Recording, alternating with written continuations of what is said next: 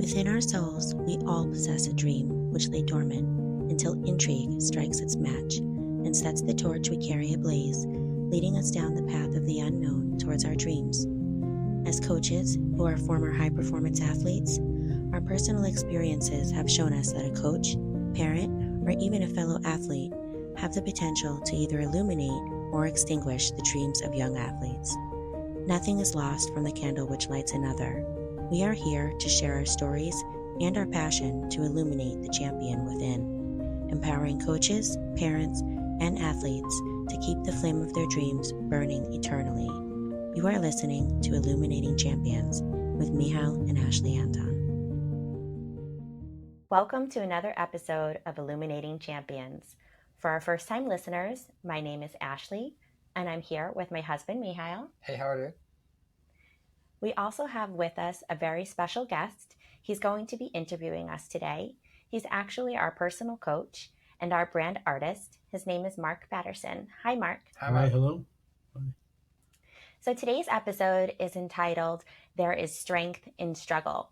And it's a reminder that every person struggles, every athlete struggles. And during that time, we all feel like we're weak. But it's actually the moment in our life that we discover just how strong we are. And as coaches, we see our athletes struggle at various points during their career, some right off the bat, some later on, and it's our job to help them go through those tough moments and remind them just how strong they are. So in today's episode, Mark is going to be helping us by asking us some important questions to help viewers better understand how they could help their athletes if they're a coach or a parent, and even for athletes to listen in and discover that there are other people out there just like them that are struggling, and some helpful tips on how to get through it. So why don't you start us off, Mark? Sure. Well, let's talk about how people get started in a sport. So every child, every person gets into a sport for different reasons.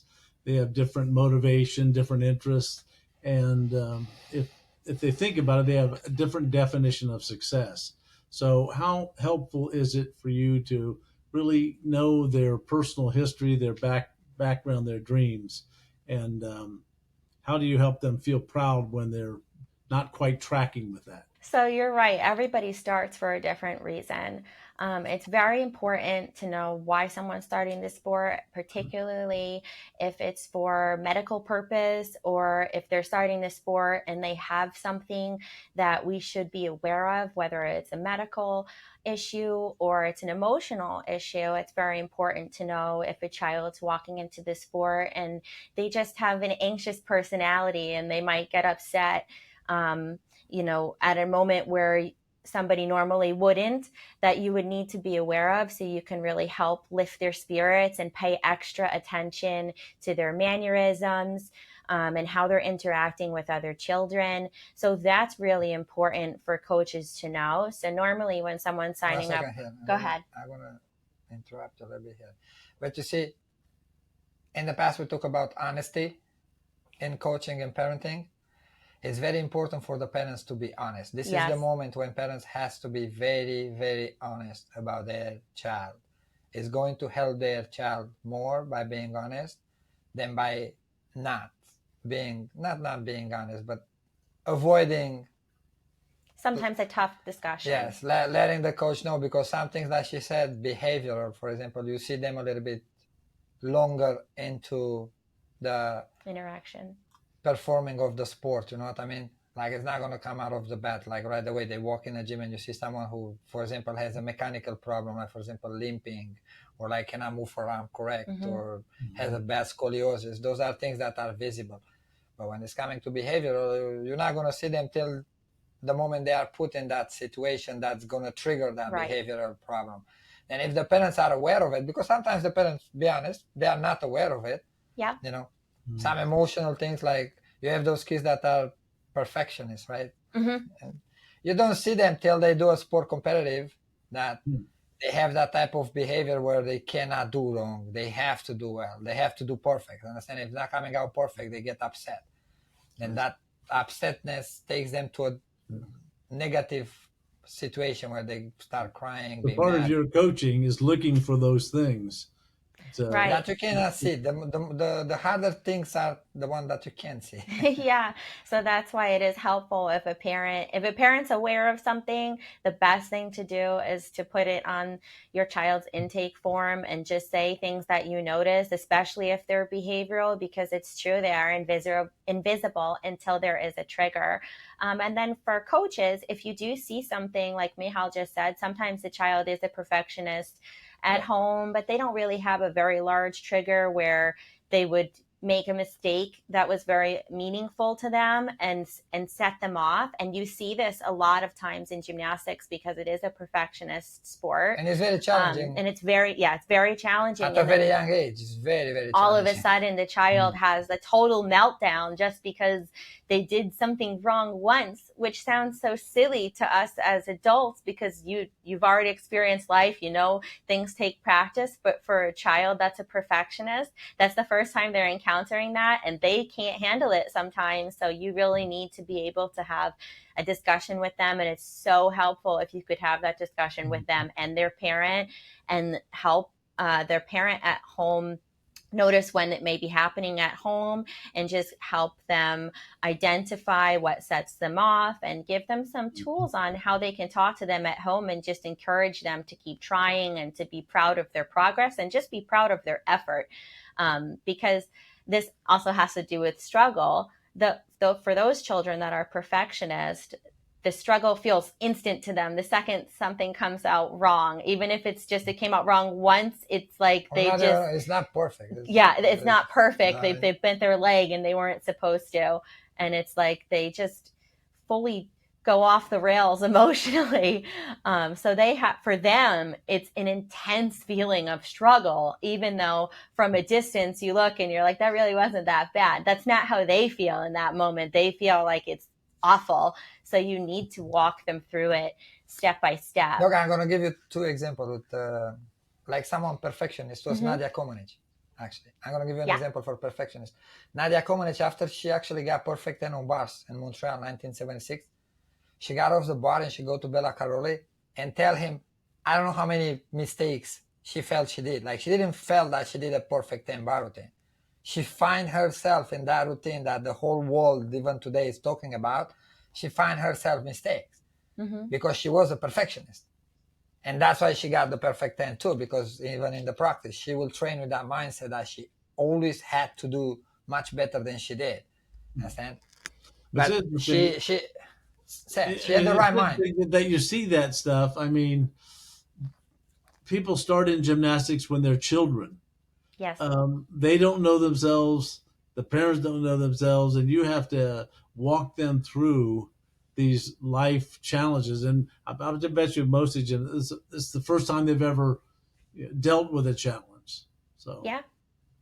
It is the first time, and if it's somebody that the sport comes pretty naturally to, they respond differently than somebody who the sport is who's not as athletically inclined, where everything is a struggle. And the way you approach both, it's similar, but it's different. Someone who is very natural, a lot of times they tend to be the child that has the meltdown when it doesn't come out right, because it comes so naturally easily. Everything else comes easy for that them. Once they make a mistake or they feel like, oh my gosh, I'm not good at this, what's wrong with me, I can't do it.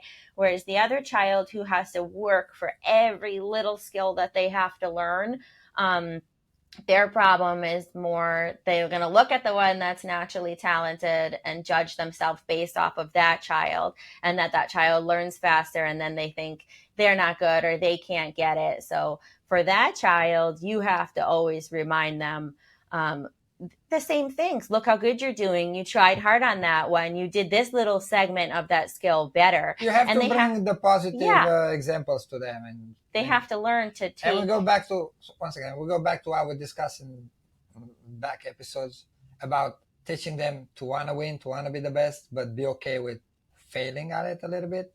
Like making mistakes. Like you have to teach them that struggle. It's normal. It's not normal, but it's normal, right? Like we don't want to struggle. We want to be the best, but you're going to struggle. It's fine. Just give them the tools to improve, right? You train them, you give them the correction during the execution. You help them to understand technically what they have to do in order for them to get better. But at the same time, explain them like, yeah, you're going to fall 1,000 times. Mm-hmm. Maybe the 1,001 time you're going to make it, you know? No one starts out the best. No, And nobody. that's your idea. You have to go through the struggle, so the strength comes by living through that struggle. That's a Yes. great Right. idea. Yes. And it's important for children to know that once they push through that, it's so rewarding. It's extra rewarding when they really had to work at something, and that sense of pride is heightened after attaining it. When it was a big struggle. So during the moment of that struggle, it's so important to tell them that. You have to be honest with them. Like, you just need to keep going, keep trying, listen to the corrections, notice what you did well, because once you get it, you're going to be so excited. And eventually you're going to forget that you ever struggled on it. So, and they're like, what do you mean I'm going to forget? And then you bring it up a little while later and they're like, oh, that was never hard for me. They do forget. I tell it's the funny. girls in the gym when I train them all the time, I say, like, if they had video cameras when I was a little kid, I will not be so cocky.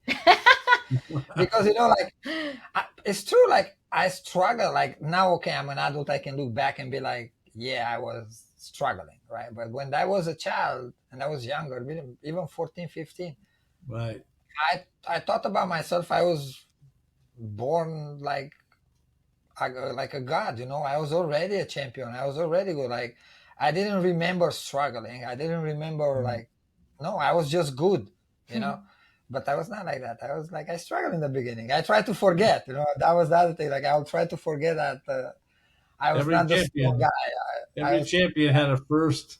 Yeah. They had a first lesson. Every champion had a lot of falls. So it's great to teach your So students. as a coach, yeah, we always bring that up, and it's important for coaches to bring that up. It's important for coaches, I think, even to watch gymnastics, high-level gymnastics in the gym with your students and let them watch the people that they admire compete, because a lot of times they do fall at competition. Unfortunately, nobody ever wants that to happen, but it is helpful for young gymnasts to see that, because they see that they're human, and even, you know, their biggest idol can fall and they're still amazing.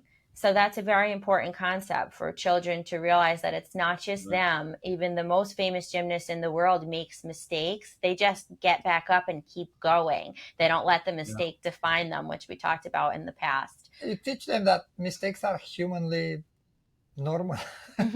We don't want to make them, but we do make them. You know, the computer doesn't make mistakes sometimes too, right? And it's a computer. Then humans, we make mistakes. That's the key of being a good human, right? You learn from mistakes. No?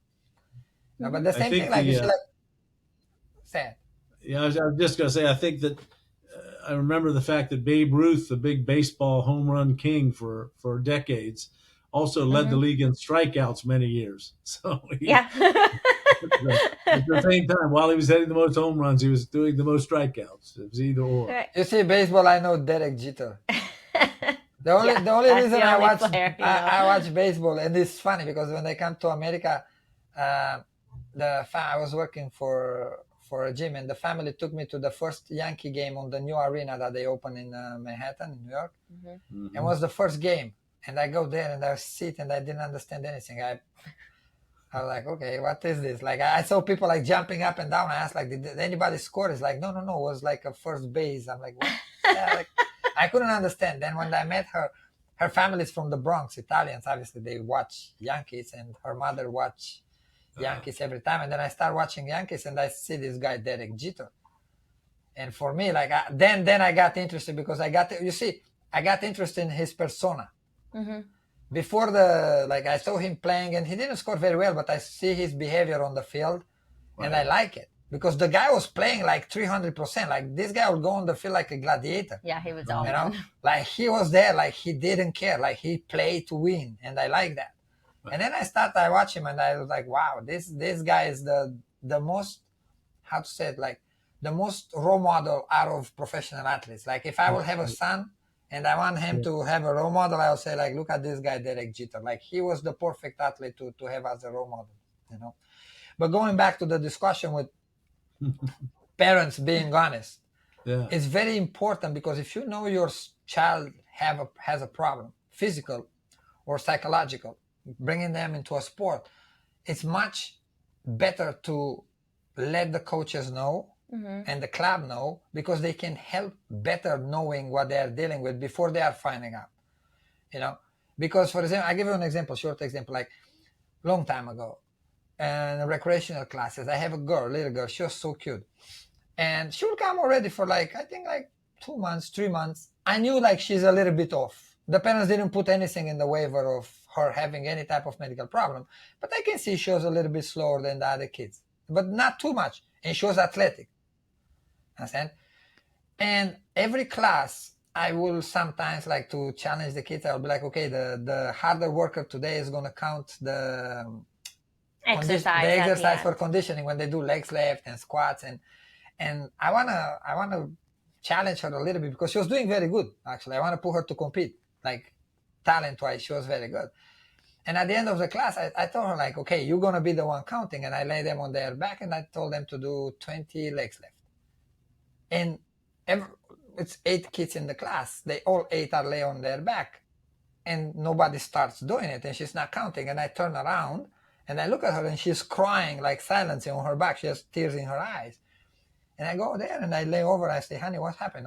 Something bothers you? I thought she's in pain. And she's like, no, I can't count. I'm like, what do you mean you can't count? She's like, I don't know how to count. She got embarrassed. And I see the mother was watching, and I said, oh, no, don't worry. I don't know how to count either. I use, because my English at the time was a little bit harsher than now. I make a joke right away. I say, I use Miss Ashley to count for me, right? And I put Ashley to count. And then at the end of the class, the mother talked to Ashley and told her that. But the girl was getting also seizures. Seizures, yes, And the mother told her after that incident. Understand? She in school, she had, I think, a special class and that. But she didn't say it before. And was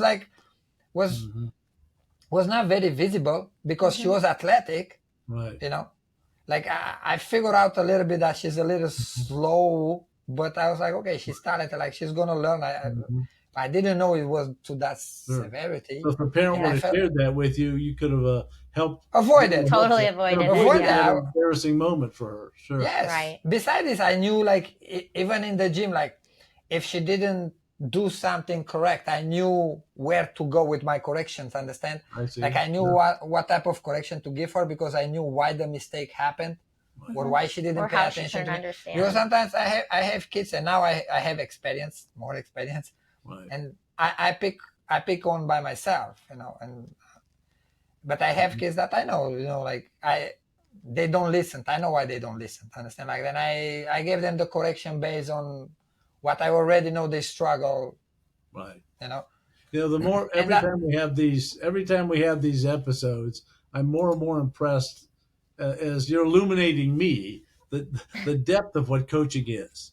I mean, if a parent drops a child off and thinks, well, they're going to do some exercise, they're going to learn some things, but it's so much deeper. It's so much more personal, and an understanding of the person's physical and mental abilities and emotional. So I think that's great for every listener to. It is, because it's more than we talked before. It's more than medals, right?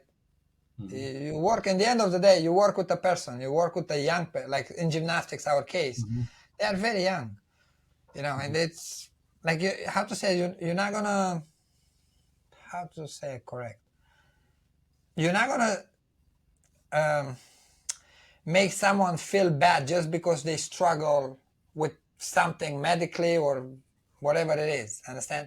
You have to help them. If you are a good coach, you help them. You find a way to teach that cartwheel. I work with kids that have Down syndrome. That was my biggest pleasure. Wow, that's fantastic. I'm honest. They teach me. I have a student. She's so funny. Such a motivational person. I learned so much from her. So much. First time when she will come privately. First time when Ashley told me, it's oh, you're going to have private with this girl. She has Down syndrome. I said, yeah, okay. I was excited. I want to do it, right? But then I freak out. I was like, okay, like how I'm going to coach, like it's Down syndrome, you know, like it's like you look at How the do you kids, like get how through to you her? get Yeah. through it, how I'm going to explain her. Sure. She taught me everything. Mhm. She taught I me mean, like Actually, that sparks an idea that wouldn't that be wonderful if you had a whole class of children with we we we tried try disabilities? to we do tried this, and it's something that we continually try to to do do. it, but doesn't, I don't know. Not everybody always. I think some parents are afraid to put their Sure. kids in something like this, just because they don't want to feel like they're they're burdening you, and they're not. We love working with students like that. And actually, speaking of struggle and strength, she is probably the definition of strength and struggle, because for her, as compared to someone who does not have Down syndrome, everything is a struggle, but she doesn't look at it that way. And that was, I think, the biggest joy of working with her is, and we loved having her in the gym when there were other kids in the gym, because she'd go and she'd mess up and she'd get right back up and be like, oh, I'm going to do it next time. And she'd never be upset about it. She just wanted to try again. And I was like, if everybody could just take that example from her, that they could just get up and try again and be excited to be better rather than pitying themselves that they didn't do it perfectly, we'd all be so much more successful and so much happier in our pursuits. And she was great, even at talking to young children. Yes. She'd take them by the hand. She'd ask, and then we'd always let her, and she'd take them by the hand and get down at their level and speak to them in the way that they really could grasp what she was saying. And she'd tell them how strong they are and that they need to believe in themselves and just try again if you mess up. Very and motivational. she's just one of the most amazing people we've ever met. So I told her a few times, I was like, you one day you're gonna be the first one to make me cry. Like that already happened. she was like I don't. But her brother was the same way. Yeah, So but he was smart, autistic, though, so they're a little different. but so smart, so intelligent, you know. And people don't see it because they just look at the fact that okay, it's someone with Down syndrome, right? You think a little bit lower than for them, but it's not fair. Those people are very smart. Yes. Like, and she taught me a lot about coaching, to be honest. Like the fact that and she wants to do like back handspring, back flips. Like now I have to find a way to explain someone, right? In different ways, because she's not going to understand like a regular Simone Biles. Right? Mm-hmm.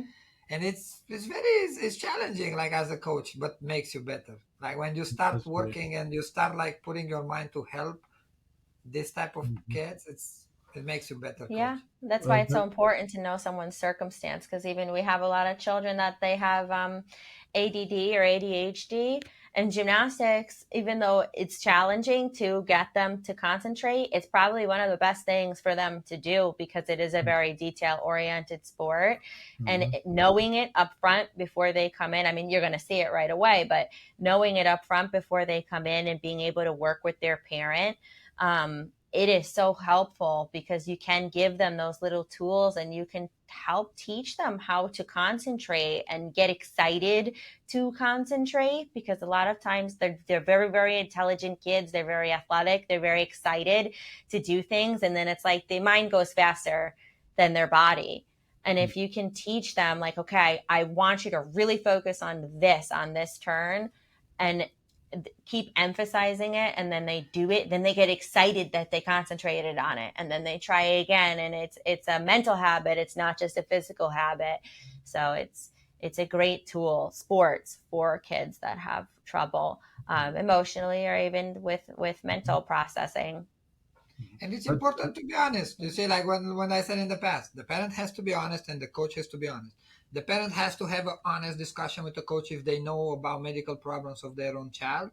And the coach has to be able to have the same honest discussion with the parents if they pick up on things that by then the parent couldn't, because the child was not put in that situation. Understand? It's the same thing in school. The teacher in school should be comfortable to go to the parent and say, hey, look, this. Yeah, they're struggling with They should not be sitting there and be like, you know what, I'm not going to say nothing because I'm going to get in trouble. Or, Well, like you always say, it's you're building champions, and some of them will even win medals. You're Yes, building these life champions. So the idea is not everyone is going to walk away with the gold medal, but right. with your philosophy, everyone can walk away with the gold medal mindset, the heart of a champion. So how do you help With these a goal athletes behavior. do That that? too. Yeah. They're Tim. gonna walk around with a goal behavior. Yeah. So, it is true. Not everybody walks away with a gold medal, but the most important thing to emphasize are all the other things they can take away from pursuing that gold medal. Mhm. And that's what you emphasize and celebrate during every single practice. You celebrate the fact that they're working their hardest, they're giving it their all, they're focusing on what needs to be improved upon. They're uplifting with themselves and with their teammates. They're encouraging when they see somebody else struggling, and they're celebratory when they see someone else thriving. They learn to be jealousy free, and they learn to notice all of these really small, important things that add up to one great character in the end. And that's what they're going to walk away with when they finish the sport. No matter how many medals they win or they fail to win, they can walk away with that gold medal mindset, that gold medal behavior, that champion persona. And that's what we have to emphasize as coaches. And when children are competing and they're not winning, that's the most important time to emphasize those One things. second, Go yeah. ahead. And you see, it's very important for the coaches to be aware of I think the word is past of the athlete, where the athlete is coming from, where Mm-hmm. they start, where they are, Mm-hmm. right? Because you see, like you get a child like I was not a super athlete going into sport. I was nowhere close to like. I think if my first coach didn't feel bad for my mother walking with me around, and I'll never do the sport. If the doctor didn't wrote that note and ask for me to do gymnastics, nobody will walk in the first grade in school and say this guy is gonna do gymnastics or wrestling. Mhm. No, understand?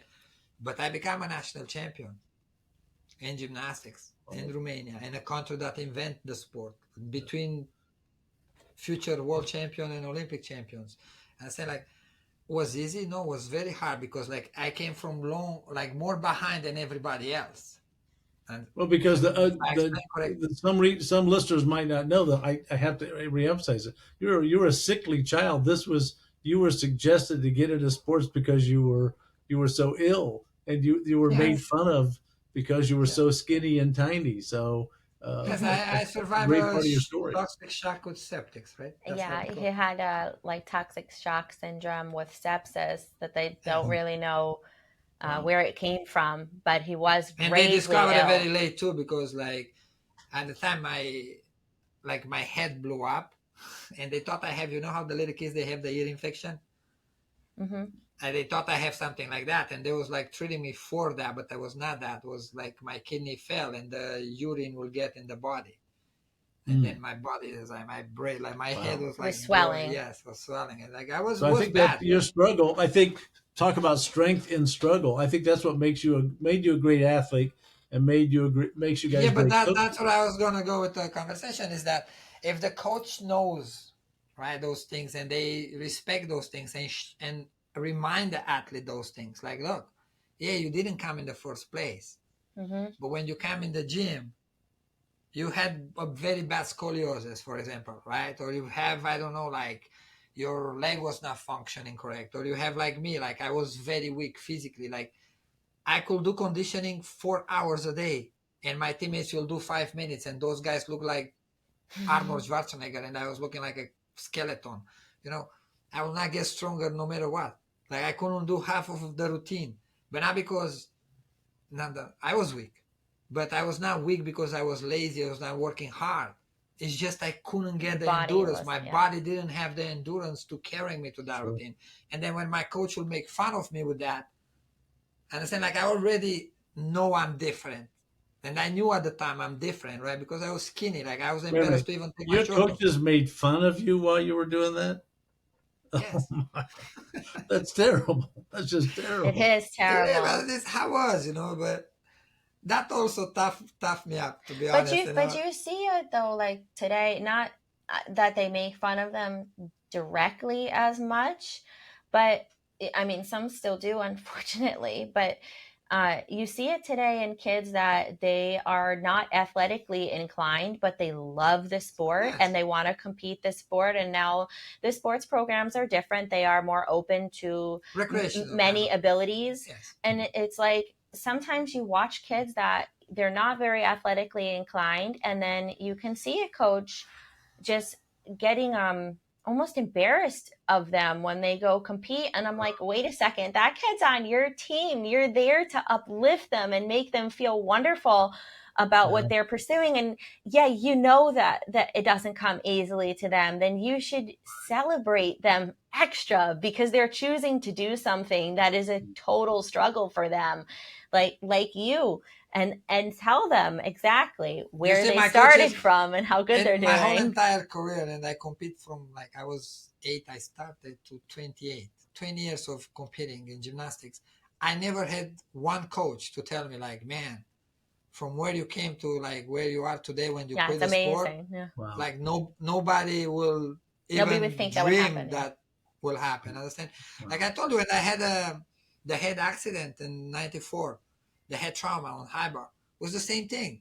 I came back to the sport, and that was actually very, that angered me a lot, because then I was already 18 years old, and I will understand a little bit things different, right? I was not a little kid, like you could not fool me around anymore. But coming back into sport at 18 after that head trauma, I did expect the Romanian Gymnastics Federation and the coaches to be like, wow, this guy is like, he's our next Olympic champion. Like, we have to give him the best chances. He wants to do it, right? I come back and everybody look at me like I was I have like a handicap. bubonic plague or something. Like they was expecting me to be this mentally crazy guy, like just because I had a head accident. They didn't look at me and tell me like, wow, you are great. That's So, something so amazing. this idea of strength and struggle, you seriously have lived it. Yes, Yeah. but that's why we talk about it. Right.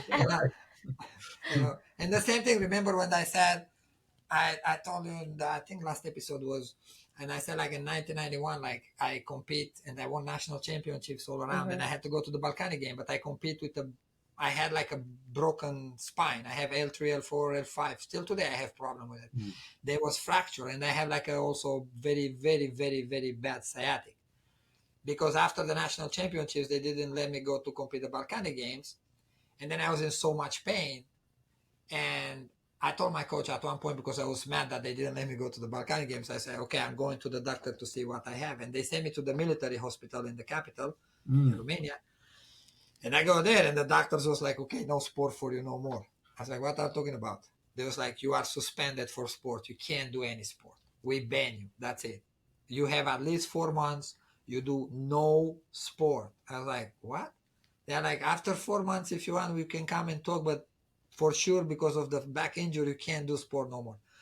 And then, like, I think it was around March next year, 1992, I signed a paper. I forced my parents. I told my parents, like, you have, because I was like a minor, they have to sign it for me, and I signed it with them, that I do gymnastics on my own responsibility. And I come back in the gym. I train a month. I go to national championships. I won some medals. Then by the end of the year, same thing, I got to the national final. And my coach, the club coach, he should be like, wow, like taking consideration the injury that I worked through and how I come back, right? He should, how to say, praise me, right? He will make fun of me. Like, for example, I still remember that because I got so mad with that final. I was in, I had, I think, 3 finals. I come 4th place all around because I messed up at the last event all around. In the all around competition, I put my hand down on the last pass on floor. I had a double flip, and I opened a little too fast, and I bounced forward, and I put my hands down, and I come 4th place all around. Then he made fun of me because I was coming in the competition as a champion. Now I come 4th place. Make fun of me in the first day. Then I go to the finals, And on the finals, I got to the parallel final, which was parallel and high bar. I was the national champion. Parallel was my event to win. And my teammates beat me, two of my teammates, but they beat me by a 10. And they shouldn't beat me. And I knew at the time because their former coach was on the judging panel. I knew that. I trained with them, and I knew that even if I fall on the parallel routine, I will beat them. But in competition, I was like, okay, the judges give it to them. Like I was upset to that. But my personal coach will make fun of me that they beat me because my nose was too big and my handstand was not very good because my nose will take me off balance. Oh, I my. got so mad, But I'm like, you should be there and be like, wow, like you are like strong. Look what you did this year. Like you came Yeah. from that injury. Like everybody thought you're never gonna do the sport again, and now you're competing at this level. Like I never got that type of Mhm. praise. Is the Mm-hmm. word right? I got the negative, Right. and that Wow. that makes you feel bad. That makes you, for me, make me angry with the coach. Make me answer back to the coach. Make me not. For him, I didn't listen to him, but I didn't listen to him not because I was bad behavior. I didn't listen because I was revolting. Like I Yeah. didn't like it. And you don't help the athlete. You put the No. athlete down. Like you ruin someone's career by being that way. When it was easy for my coach to just shake my hand and say, man, take in consideration your injury, you did the best. Mm-hmm.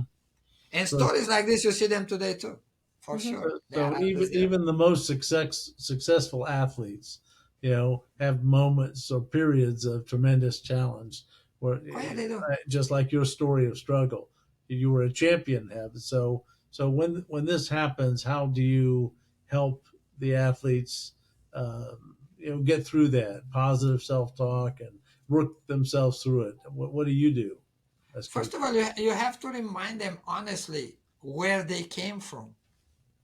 You know, like remember them how they start. Tell them like, look, remember when you start and you couldn't do a bridge. Mm. Now you're doing a handspring step out on the high beam in girls gymnastics, right? Remember when you couldn't do the round handspring? Now we are working double L, double twist. Understand? You give them the positive examples that they can look back and be like, yeah, wait a second, I'm actually good. Mm-hmm. Like I got a lot much better, like I'm in the right track. And you're reminding them of something that they surpassed by doing Yes. that, Yes. to remind them that they can surpass You whatever's show their going own now. strength, because they can compare on their own. It's like, yeah, I couldn't do this 4 months ago, and Mm-hmm. now I'm doing this. And now they realize on their own, look how strong I am, you have to find ways to motivate them, not to demotivate them. But for me, like I told you, for me it was different because the society in my country was the way it was. Like Yeah. they didn't have this type of knowledge of coaching with kindness. Mm-hmm. Mm-hmm. It's not like that. It was like you first place, you a Yeah. champion, or you don't As a make it. coach. But I think that's why now it's something that's very important to you personally, to look at your own athletes and notice when they're struggling and make sure that you're only uplifting them when they struggle. You don't do anything to make that struggle feel worse. So you do things like you just said, you remind them where they started from so they can have their own comparison in their head. Like, okay, I overcame that, I can overcome this too.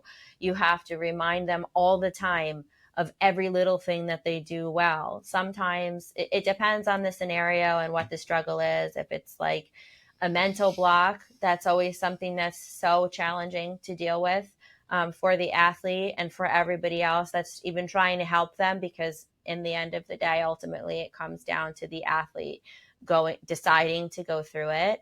And in a situation like that, sometimes you have to take a step backwards, and that's very painful emotionally to the athlete, because they get embarrassed that they need to step back in order to go ahead. Like maybe they were doing a skill, they were doing a back handspring on beam, and all of a sudden they had something that sparked this fear in them, and now they literally mentally cannot go for it any longer. Then their own ego is not going to want to have a spot on it, or to want to go back on the low beam or a line on the floor and go back to like their foundation to rediscover and then retrain their mind on the skill. So that's something that's very emotionally hard to deal with. And as a coach, you can't, make them feel worse about that. You can't pressure them to do it. You can't make fun of them that they can't do it. You can't tell them anything about how long it's taking them to go through it either, even though it's important to try to make themselves a deadline to get through it so that it's not a prolonged occurrence. Yeah, you But have to give them a deadline. you have to. In an honest opinion, like you can look at like she said, the back handspring on the beam. Let's say like you have a state championships in 3 months and you need it, then yes, I'm gonna give you room to work through it and try to fix it, but at the same time we're gonna have to do it before the 3 months because You you're have gonna to be have to complete it. constructive. Then they have to know that part too, because then they get a week before the competition and you're like, okay, you're not going to compete this string, and then they're going to break down mentally. It's like, oh, wait a second, I have one more week. You give them I think time. in those situations you always have to be working constructively towards your goal. You can't use your struggle as a crutch, like, oh, I'm scared of this, or this is hard for me, so I'm just going to avoid it. That's a life skill too. You don't want them to learn to avoid what is hard for them physically or emotionally. And that's why in that moment it's really important as a coach to not let your athlete fall into this self-pity type of mode, and to remind them how strong they are and how great they are in their pursuit and where they came from, but then also motivate them to get over whatever that struggle is in a nice way and in a constructive way, and get them to have, they need mantras in their head. They need to learn how to talk to themselves. And something we always say to and them is like, themselves. Right, is if your best friend was struggling with whatever it is that you're struggling with right now, what would you tell them? And they're always going to come back with something like, you got this, you can do it, believe in yourself, and little bits of advice like that. And we're like, that's exactly what you need to tell yourself. You need to speak with yourself like you're your best friend, and then you're going to get through it. And you give them these little mental tools that they need to tell themselves those things. They need to give themselves constructive advice on the technique. Like he always says, Yes. Focus on the technique, not on the outcome or that you're afraid. And then focus on the correction from your coach. And you just keep your mind really zoned in. And then you forget that you're struggling because you have all of these other things that your mind is centered upon, and you start to realize, oh, okay, I did that better this time. Now I'm going to do that. Plus I'm going to do this, and just celebrate every single step of the way. And, sometimes tricks take a really long time to attain, or going through a fear or a mental block. It takes a little bit of time. So it's very important that they leave practice that day noticing what they did well and noticing every step they took to get towards their end goal, rather than that they didn't reach the end goal yet. And that's something that's very important, particularly with struggle. Back to what I told you in the past. I want to be your coach in your worst moment, not in your best moment, because best moment it's easy. I understand. When the athletes struggle, no matter what the struggle is, it's physical, it's mental, it's technical, it's can be like health struggle. You have to work with the athlete. I have athlete that got a concussion. Not in the gym, outside the gym. Someone hit her in the head with a rock. Come back in the gym, and obviously I took that in consideration the whole time I coach her after. Like her whole behavior changed, and when her behavior changed after the injury, like I coach her accordingly, with knowing that, okay, she had a concussion, she's emotionally different, her brain now function different. Like she was, I can say not lucky, but that I had injuries before, and then I understood exactly how she feels coming in, and I knew exactly what to look for. But I didn't coach her the way I coached her before. I didn't expect from her. I didn't have the same expectation in training or the same approach in training that I had before, because I couldn't. Because I knew that now she's different without even wanting. Understand? I knew she's going to have mental blocks. I knew she's going to start being scared of things. I knew she's going to start being more emotional. And I knew I'm going to have to deal with those things. before she even come back to training. Well, and I think something that you just said, every coach has to remember, and we said this before, that every child is different.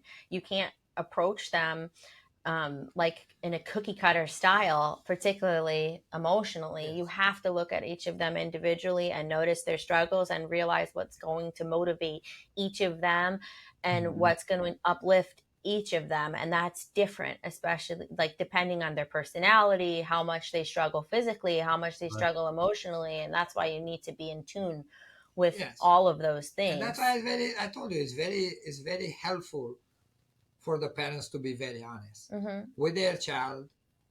Sure. And the coaches, and the coaches to be very honest with the parent. Right. You know, and with the child, like with the athlete, like you have to be pretty honest to them. Like when they struggle, you have to explain them why they struggle. You cannot have someone struggling and you tell them like, no, it's fine. Understand? Because it's not fine. They're going to get hurt at one point. They're going to get injured.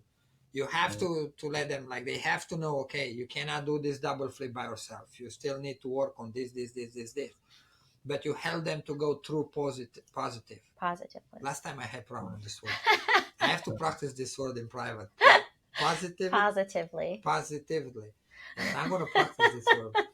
I'm going to say it correct next time. Well, I See, love that's a good example. You struggle, but you think, okay, I'm just going to work at it. I'm going to get it. You're not like, oh, my English is so bad, I'm not going to speak to anyone anymore. You see, it's funny because you said about English. I use English as an example for the girls in the gym when they struggle.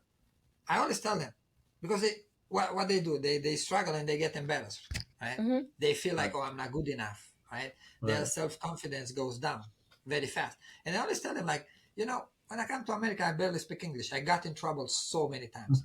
And besides I got in trouble by saying things that I didn't mean to say, I was embarrassed by saying some things that were embarrassing, like totally. Like I'm in some, like, I think if I say some of them, like people will be like, okay, you should make like a stand-up comedy show. Like I did some things not understanding English that even today I hope those people don't remember.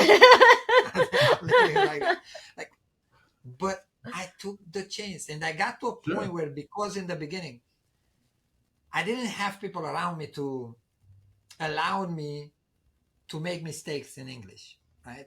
I would just get yelled at. Oh, you didn't say this, you said that. And I got to a point where I would be just like, especially in the gym with the parents or with the kids, I would be just like, point your toe, straight your leg.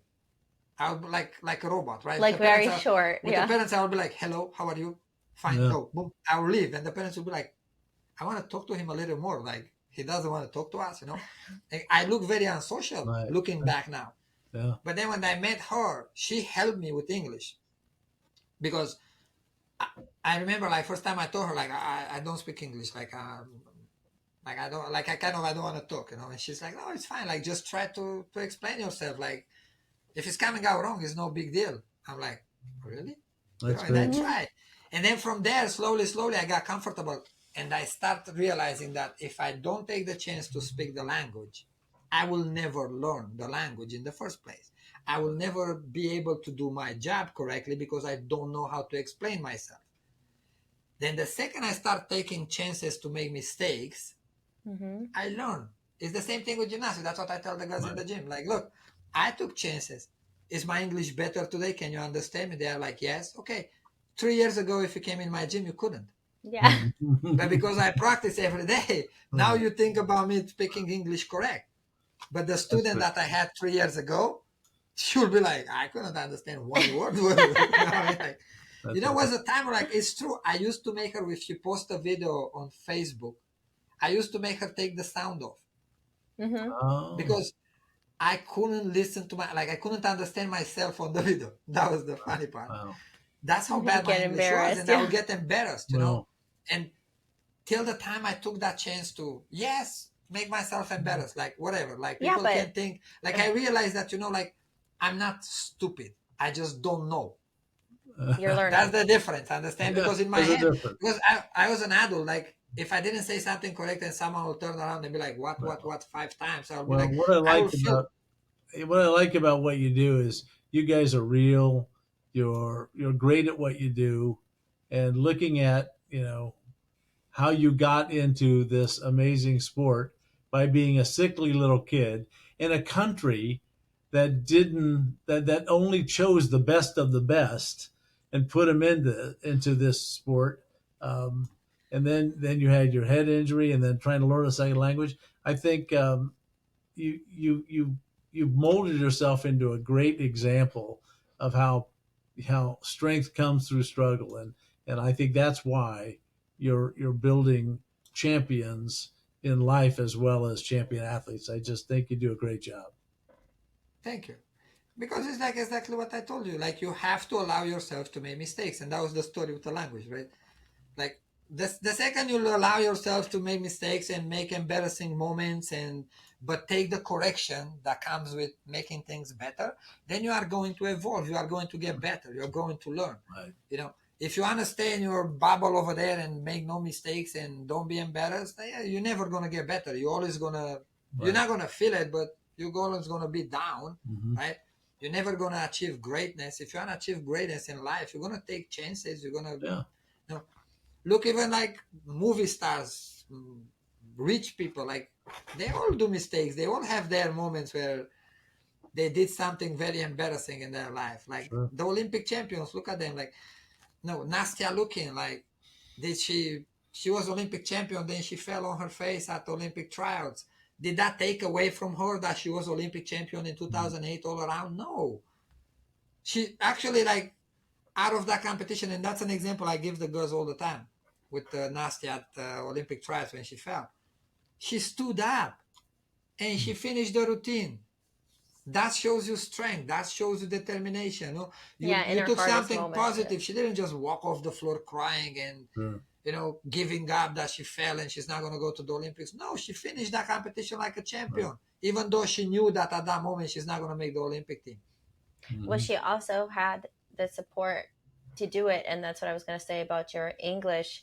And just a reminder in all of this conversation is that in the end of the day, sometimes you can't make that decision to go through the struggle all by yourself. You need that support system. Everybody so that's needs when it. You needed someone with your English to tell you, like, it's okay, I'm going to try to understand you, just keep trying to talk. And don't worry if you make a mistake. And I'd always say to him too, like, I could never picture myself going to another country and trying to coach in another language. That's so hard. So you shouldn't be embarrassed that not everything you say comes out perfectly, because it's astounding that you're even attempting to do that. And that's what you have to remind children too. It's astounding that they're pursuing their dream in something so challenging such as gymnastics. Even the most novice skills are so hard to do that you have to remind them that they're amazing, and they need to look at themselves like they are doing something amazing. And but you see, one second, you see, Mark, now what's the word when you feel bad about something? She regrets. Now she regrets that she taught me English. Because now I don't stop talking. Before I was very quiet. I have few words. Now that I speak English, I don't shut up. I just talk. What I mean? She's like, oh my God, why did I do that? I enjoy your conversations, but you do talk a lot. Yeah, now I talk. Well, take a minute and just kind of wrap this up for the listeners. What are the most important points a parent and a student can take away from this about the concept of building strength through struggle? What are some key takeaways? I think that children and parents need to work together for the child to realize that their starting point is not their place of permanency. They can improve themselves, and where they're starting from does not determine how far that they'll go. If you look at someone like Mihail, no one thought that he would even survive his illness, never mind go on to become a national champion in gymnastics and someone who was considered to be an Olympic hopeful. And you can't limit yourself based upon where you're starting from. You just need to keep your dream alive, and you need to keep your mindset on it, and you need to work constructively towards it. And I'm going to let him say one story because it's an example that he always uses with our girls when he watches them struggling and he sees them spiraling into this mindset of, I can't do it just because I tried 5 times and it still didn't come out right. And you're putting yourself in this mindset where you're not even allowing yourself the chance to become better at something, because you're telling yourself you're not good at it. And he always sits them down and tells them about himself, but then he always says them, do you know how to swim? Yes, that's an example I use all the time with the girls when they struggle. I ask them if they know how to swim, because here in America, most of the people, they have a personal pool. Every kid knows how to swim in the pool. And they are like, yes, I know how to swim. And I ask them, like, can you swim across the pool? Like, if I tell you to swim across the pool, can you swim pretty easy? So they are like, yes, I can. I say, okay. What happens if I put a chain in the rock around your neck? And they look at me like I'm crazy. You know, they're like, I'm like, can you swim? It's like, I can try, but I'm going to drown because the heavy rock and I'm going to sink. I said, yes, that's the same way. The same thing happened when you think about I can't, when you think negativity, when you think about the outcome, not the how to do it, right? When you think about the outcome, it's like, oh, if I fall, if I break my leg, if I do this, if I understand, you think about all those negative things, they go around your neck exactly like that chain in the rock, and they pull you down under the water. Take the rock and the chain around your neck. Think about, in gymnastics, I tell them all the time, think about technique. Think about how to execute a trick. Right. Whatever you're doing in life, think about how you have to do that thing to be correct. Understand? That's all. And focus on that, and then it's going to be easy to swim, because even the best swimmer, if you put a rock around their neck, you anchor them down, they're gonna drown. You can be like we talked in the past about Michael Phelps. You got to see the struggle differently. Yes, you have to take the struggle around the neck. But to take that struggle around the neck out, you have to focus on what that work entails for you to be successful. Understand? If you want to do math, right, you have to study, you have to learn formulas, you have to like look at that, focus on that. You focus on the task at hand. Yes, not that I'm not good enough. Oh, I'm not strong enough. Oh, I'm not, because if you tell yourself that, you're never going to be strong. You're never I'm going to try to finish here fast, but I'm going to give you like a short example. Like for me, they always told me back home as a gymnast, from young to till almost when I quit, that I was not good at ring. I was good at rings, but I was not the number one to be a world champion at rings. It was power horse, high bar, and parallel bars, right? Because I was skinny. And because I was skinny, was a body type, was a stereotype. You're not good. Understand? But they didn't train me to be good at ring because they didn't even think about I'm good at ring. And then when I got a little bit older, like at one point, like I was competing for the club at the end of my career, short story, and I was more coaching myself. And then I was like, wait a second, I start understanding the mechanic of rings. I was older enough, like I start seeing the gymnastics different. I was coaching a little bit before that, right? And I start making up physical exercises for ring. I end up by the end of my career, like my ring was starting from a perfect 10 and I have a triple dismount. Like I will have one of the hardest ring. If I still keep doing it for a year, I will be one of the best at ring in the country. Like that's how strong I got just by training the correct way, doing the correct exercise for me. And from the mechanical movement that I was using on ring, because I start understanding the science a little bit behind but my coaches, they never look at me like that. They look at the skinny guy, and they just treat me as I was, skinny. They say, oh, you can't do that. They saw the skinny kid and you saw the champion. Well, because you looked at where you could be and then just thought, how can I get here? And I look at what I want in the first place. And that was the thing. I look at what I want. I said, I want to do this. I want to do this trick on ring. Wow. And how I'm going to do it, right? Then I sit down. I was old enough to sit down and look at it and study it a little bit on the video. And I was like, okay, I can do this. It's the same thing with everything else in life you do. Just study it a little bit. Take your time. Don't get panic. Don't tell yourself, no, I can't do this. I'm not good enough. Because when you say I can't, you're never going to try it. Right. Let's put it this way, you know. Mhm. And one thing the kids and the parents has to understand and take out of it, if they want to be successful, doesn't matter how much they struggle in the beginning. To be successful comes with discipline. Sure. Discipline, hard work, dedication. Mm-hmm. Those three things, you stay with those three things, you are going to succeed. You know. Yeah. And that's all for today. And I think the final thing that I want to say is, you know, most of the time, like from all these stories that you've probably noticed, your biggest limitation is your own mind.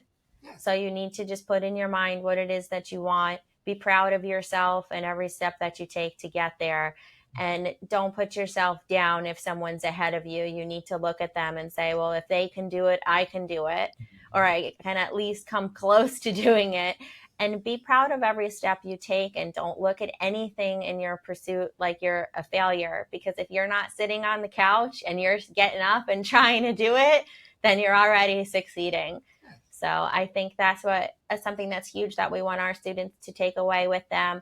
And that's a reminder for everybody that they need in their daily life, is that every little step you take is just one step closer to your goal. And you need to give yourself credit sometimes for just taking that little step, even if you trip along the way.